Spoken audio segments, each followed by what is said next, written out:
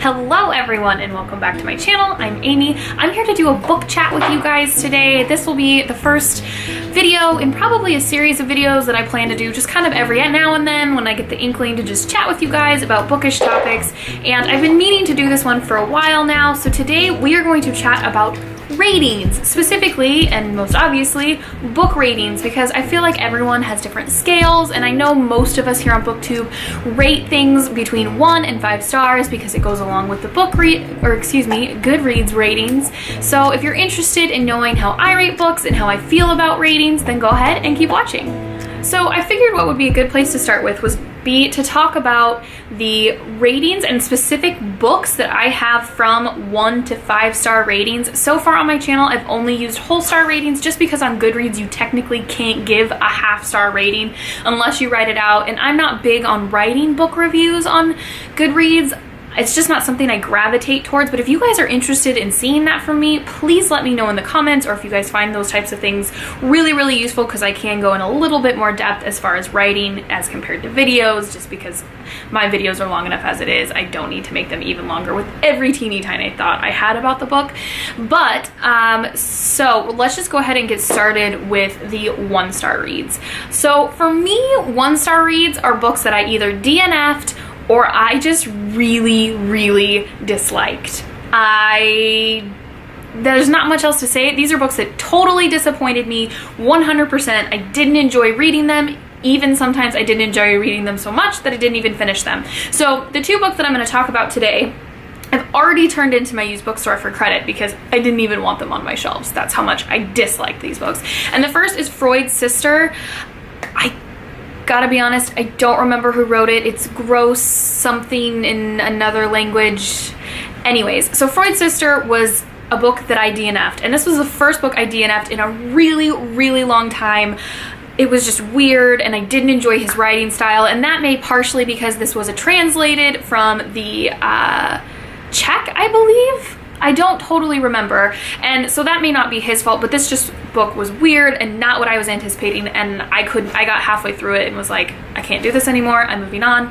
And then the other 1-star read that I've had recently is Spy Mom by Beth McCollin, specifically Original Sin, because Spy Mom's a compilation of Original Sin and To Sit Again, which are books 1 and 2. I don't know if the series continues or not, but I did read this book completely through, but I didn't like it. The plot was terrible, it was cliche and nothing new or exciting, and that I could have forgiven if we had had good characters, but the character of Sally Sin, or Lucy Hamilton, however you want to refer to her, was just flat and terrible, and the author just couldn't decide what she wanted Lucy to be like, and that was so irritating to me. I totally understand there needs to be development and changes in a character, but it was like the author couldn't decide what type of person she wanted Lucy to be.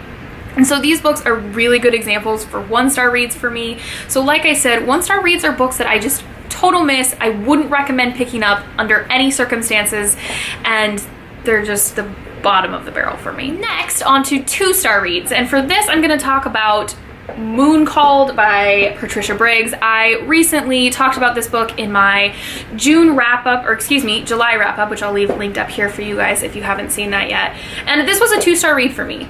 And I guess I need to point out, at least for me, if I rate something at 2 stars, it doesn't mean that I hated it or that I didn't like it. It just means that it was fine. There may have been parts that I enjoyed, but for whatever reason, I find part of the book to be problematic or just not there for me. And that's exactly what Moon Called was for me.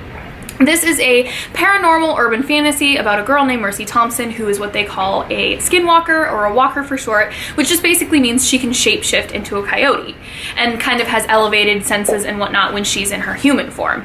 And I enjoyed this book. It was fine enough, but it wasn't anything new or exciting. I could have used more character development, and there were a few parts where romance is somewhat developed kind of just out of nowhere, and that was really disappointing to me. But overall, I plan to continue on with this series, but I also don't think I'm going to rush out to do that, nor do I think you guys need to rush out and read this book. But if you have an interest in werewolves and vampires and kind of that paranormal side of things, it's worth trying. So there's my 2-star books. It essentially just means that it wasn't the best book that I ever read. I'm not like wowed by it. It was just fine, it was okay, but enough that I could finish it, and there was something that I found worthwhile in it. Now for 3-star reads, and I'm going to talk about Tell the Wolves I'm Home by Carol Rivka Brunt. This story, parts of it, I really enjoyed. That parts of this book, for me, were 5-star reads, but other parts of this book were just weird and bizarre, and I just found them to be random, and then there were other parts that she brought up and then were never addressed again, and I just felt like they needed to be. So a 3-star read for me is a book that I enjoyed, that I would even recommend to people, and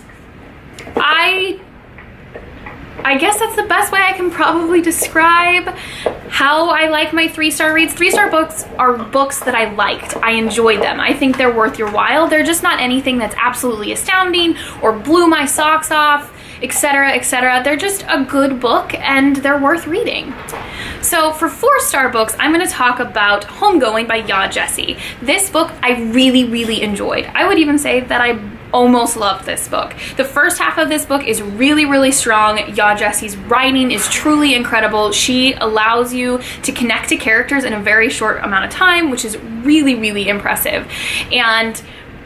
But for me, unfortunately, the second half of the book was not as strong. That is not saying that it was bad, it just wasn't as strong, and I found the ending to be a little bit cliche. It wasn't bad and I didn't hate it, but I felt like it could have ended differently and been better.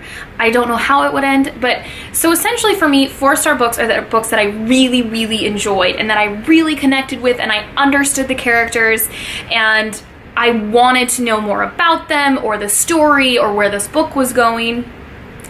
But for whatever reason, 4-star reads just fall short of a 5-star read because I didn't gush about a book, if that makes sense. So these are books that I really enjoyed, and I think that people should most definitely pick up. They're absolutely worth your time, definitely more worth your time than a 3-star read, but a book that is maybe got a few flaws to it, a few things that you just didn't quite connect with. So that for me is a 4-star read. And last, we have the 5-star reads, and for me, I'm going to talk about My Grandmother Asked Me to Tell You She's Sorry by Frederick Bachman. If you guys have been or seen any of my videos before, you'll know I love Frederick Bachman. I loved A Man Called Uva. I did a review of that. I'll link that up here if you haven't seen it. I'm planning on doing a review of this book in the future as well, just kind of like a comparison, more type review between A Man Called Ove and this one. And this book is a 5-star book because I loved everything about it. And what I mean in that is I may not love the decisions a character is making or the way that the plot is going, but in the end and throughout it, I'm completely 100% invested. I don't want to put this book down. The writing and the characters and the plot all come together perfectly, and essentially a 5-star read is a book that I have no complaints about, absolutely none. And so in that sense, I don't give many 5-star reads. It happens very rarely. So far this year, I think I've only had 3 5-star reads, I believe. Don't totally quote me on that. So for me, this book was one of those books. I loved Elsa, I loved the character, the plot was amazing, the connections in this book and how invested I was. I laughed, I cried, I could not get enough of this book, and already know I will be reading this book again and again just because it's one of those books. I mean, I tabbed up one side and down the other, and I could have essentially marked a passage on every page. So that is a 5-star read for me, a book that I love wholeheartedly and don't have any complaints about, and think everyone should read it regardless of what your interests are, etc. Just a 5-star read is it's almost a perfect book. If a perfect book existed, it would be a 5-star read. So there is kind of the idea of how I rate my books. So I'm pretty tough on my books because for me, a 2-star book isn't bad, it's just okay. Whereas a 3-star book then gets even better. 4-star book is almost to a 5-star in the sense that I really enjoyed it, but there were just a few things that I found missing. And then a 5-star book is, like I said, essentially a book that I just feel like was written for me. So that's my rating system for you guys, and hopefully that helps you guys in the future as you're watching more of my videos and I'm giving you guys reviews or star ratings.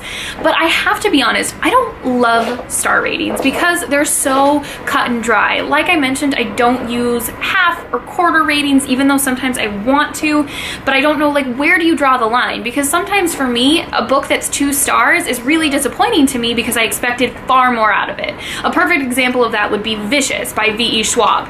I just wanted to love this book and I expected to, and I didn't, and it just really let me down.